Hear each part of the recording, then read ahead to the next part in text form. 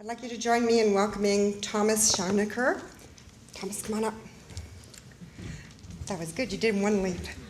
Thomas is a first-year engineering and computer science student in the College of Physical and Engineering Science and a 2011-12 President's Scholar. For the past 2 years, much of Thomas's energy has been focused on a project in Kenya. He has worked to raise funds and then traveled to Kenya to participate in constructing the first all-girl high school in the community. Thomas also maintained an average grade of 94.6% in his last year of high school and won the Male Athlete of the Year award. This year, if that wasn't enough, he's used to a busy schedule. In addition to his full academic program of studies, he's become involved with the Engineers Without Borders and the Student Interhall Council. And he's also an active participant on a number of intramural teams. I don't know where he finds all the time, but we'd like to leave this evening the last word with a student. So please join me in welcoming Thomas.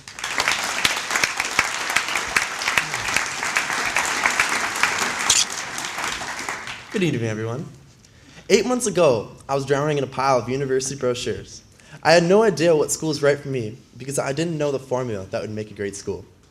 I didn't know how a school can combine academics, athletics, student support, a strong, positive social environment, and that promoted and supported excellence, but still made room for a little fun.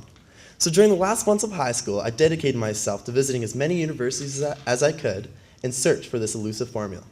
Little did I know, this answer is gonna find me. As I was diligently working my way through my search of university pubs and athletic centers, I didn't really visit too many libraries. I received an email from the University of Guelph regarding an interview for the President's Scholarship. I hadn't yet searched for this magical formula at the brass taps, so as Don Cherry would say, like all good Canadian kids, I packed up my only suit into my hockey bag and ventured from my small hometown of Aurelia to the big city of Guelph. After wandering around the campus, taking it all in, I arrived at the President's house. Still out of breath, I found myself sitting at an interview table with a number of professors and upper-year students. For those of us running for this award, this was a big interview, so you can only imagine how nervous all of us were. This was an interview that could possibly define the next 4 years of our lives. Feeling the same jitters you get before an important hockey game, I boldly took to the interview. Like slap shots in an open net, they fired questions at me from every direction. After about 20 minutes, I began to find my groove and became comfortable within the interview, until late into the third period. The game-turning moment came when they hit me with the biggest question they had in their artillery. What do you want to be when you grow up?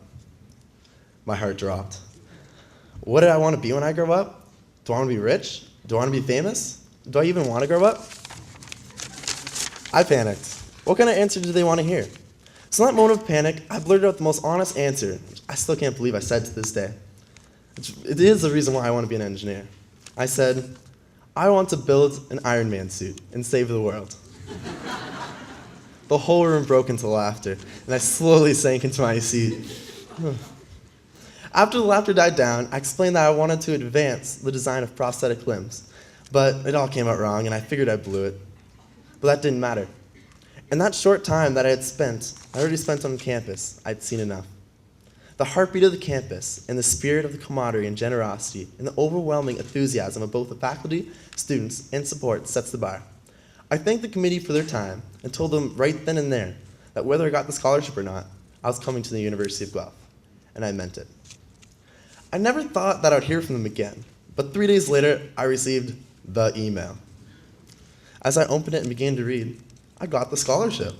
They believed in me, but more than that, you as an alumni and community members who support this university believe in us. I learned that the basis of this formula that I've been looking for, and that makes this school so great, can be summed up in one word, and that's support. As leaders in the community, you have supported us as scholars in our journey to be the best, and in turn, we as students have come to believe in ourselves and in each other.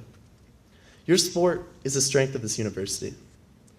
It is the strength that starts on the very top and permeates down to the first-year students on their very first day. We all feel it. That's why we're all here. Look around. The ladies and gentlemen sitting here with us tonight are the pillars of this support. Here with us tonight are the members of our alumni, as well as community leaders, whose tireless efforts too often go unseen and unappreciated. Here with us tonight are the men and women who act selflessly in supporting the needs of the university's students. You both inspire and enlighten us as students and scholars, and you lead us by example that we can only hope to follow. On behalf of all the scholarship recipients, I want you to know that we see and appreciate your selfless and generous efforts. We see and appreciate your enthusiasm, your leadership, and above all, your unwavering support. Tonight, we thank you for the opportunity that you have given us to play this part in this very special academic community. We may not all become Iron Man and save the world, but with you, I hope that with you in our corner, we will one day make this great university proud.